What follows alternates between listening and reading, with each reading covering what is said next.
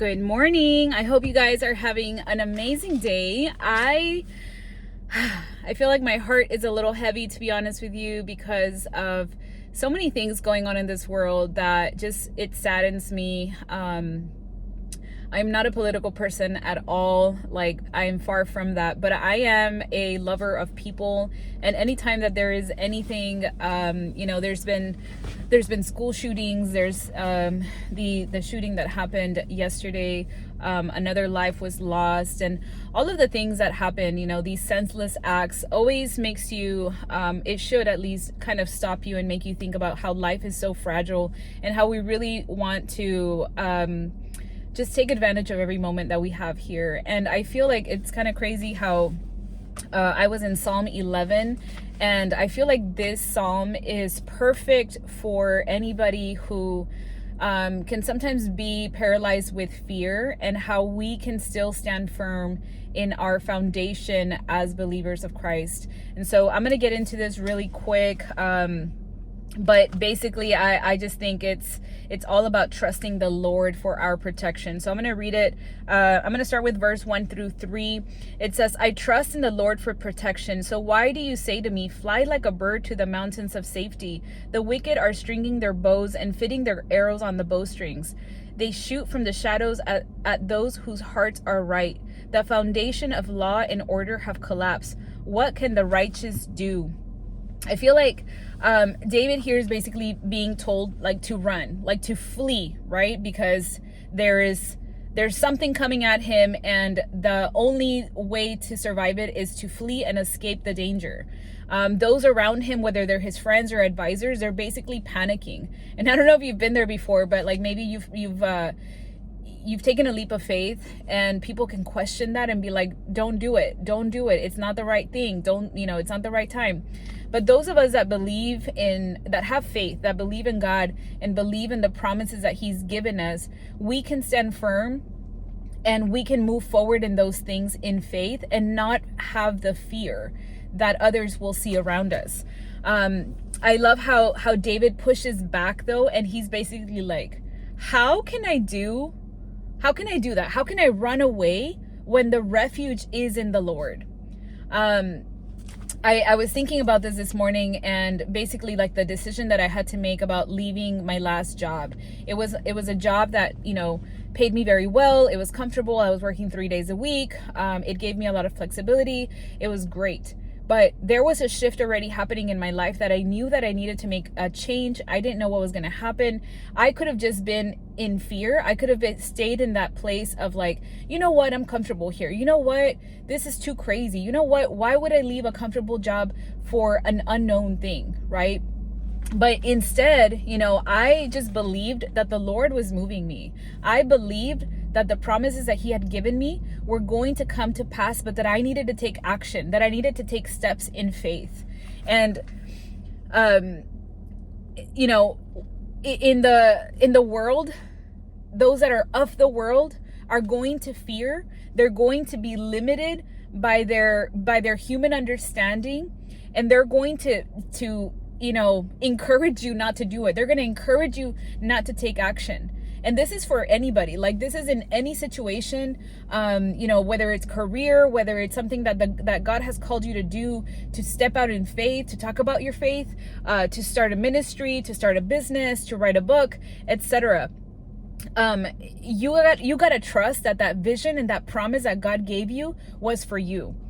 So as long as you have the faith, the size of a mustard seed, the Lord will do what he said that he was going to do. It may not happen in your timing. It may not happen how you exactly thought about it or had the vision for, but it will happen. And let me just tell you, just because I'm living this right now, he gives you so much more than you could ever imagine. In such a greater, more like, man, I couldn't have thought about that better. That type of way. That is who God is. That is the Lord that we serve.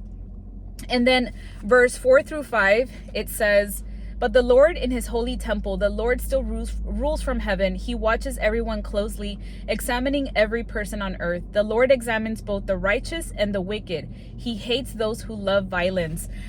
Like, I just feel like this this part of the psalm, it paints a really pretty picture of how the Lord is like calm. He is at peace. He is sitting on the throne. He's not worried. He's not fazed by anything that's going on. He doesn't see like the chaos in the world and then he's like, oh man, like I should have done. No, he reigns over everything. He is examining everyone, not only the wicked, but the righteous too. And he is all knowing. He is holy. He is majestic. He is just chilling on his throne. And this picture makes me think of him like an anchor. I don't know if you all have seen that show. What is it? The one where they're catching fish. My husband used to watch it all the time, like on Discovery, I think it was. But they go onto, I don't even know what sea. I don't know if it's like the Red Sea or whatever. Guys, I don't know anything about like geography or anything. But they go out to these seas and the biggest catch, I think it's called. But anyways, this is what I pictured, okay, when I was reading this. I picture God like the anchor that is holding the boat down in the midst of the chaos, of the waves, of the craziness of the sea. Like he is the one that he anchors us. Like his foundation is so firm that no matter what goes around us, we can still have peace. God is sitting on the throne. Nothing escapes him.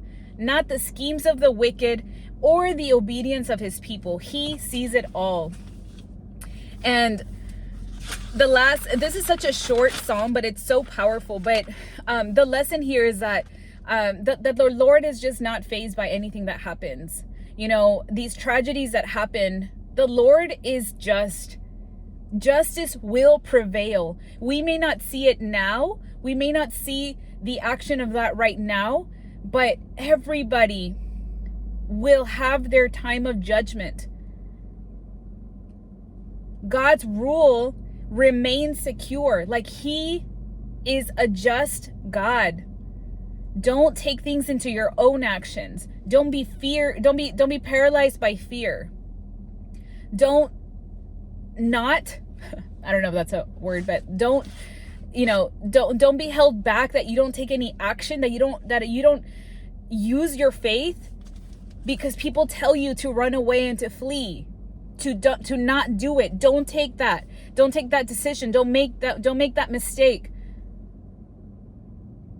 I still remember the year, this was 2018, when I had been like the main breadwinner for several years as my husband went back to school. I'm sorry.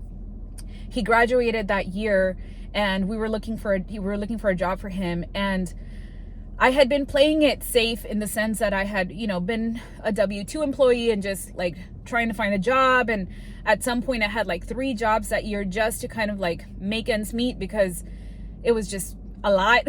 We had 2 kids, we had a new home, and my husband went back to school. The Lord provided so much in that year, despite all of the changes that was happening. Like we were able to get through. But that year, when he tells me like he ended up getting a job as a special ed teacher, I'm like, amazing. And I remember being like, hey, I got offered this opportunity, but it's a huge step that I got to do. Like, I will no longer be a W-2 employee. I will now work as an independent contractor, as a PA. My hours are going to be different. My pay is going to be different. I will no longer have like a 401k or like all of the benefits. I won't have a health insurance. I won't have anything. However, I feel like I need to make this change. I feel like this is the time where now I can take some action. And I remember having that conversation with my husband because he was like, don't make any moves. Like, we just are now back to a 2-person income. Like, what do you mean you're gonna go take that step and make such a bold move like that? But because I have an amazing husband who believes in his wife, like he believes in me so much. He's always been such a support that after like conversation and like telling him, like, laying it all out, basically, he was like, okay, go for it, do it. But if I had been stuck in the fear, like, oh my goodness, what if I can't provide? What if I did? I would have never done it. And that literally was such a huge like turn in my career that it led up to the moment that I'm in right now, where I can literally say that I am a full-time business owner. Glory to God, because I would not be here without him. And then the last verse, last two verses, it's verse 6 and 7 says, he will rain down blazing coals and burning sulfur on the wicked, punishing them with scorching winds. For the righteous Lord loves justice. The virtuous will see his face. David here is like contrasting the wicked, versus the righteous, what they will experience, right? So the wicked will face the judgment of the Lord, but the righteous will be able to experience the presence of God and God's favor. We can't measure reality by what we see right now. In the end, God is just. Justice will prevail. I pray that this encouraged you. I always find it interesting how the Lord puts always like the right verse in front of me for the situation that is happening, or like the thing that I'm experiencing. Again, my heart was kind of, heavy yesterday, just thinking about all this stuff that's happening. And more importantly, that, there's a lot of us that hold back about talking about our faith, especially in a public way. And I just feel more emboldened. Is that a word? I don't know. I feel just more empowered, I should say, to continue to speak about my faith, because the Lord is so good. He is good and faithful. And if I were to just have fear and run away from it, then I'm lacking the faith that I have been claiming that I have.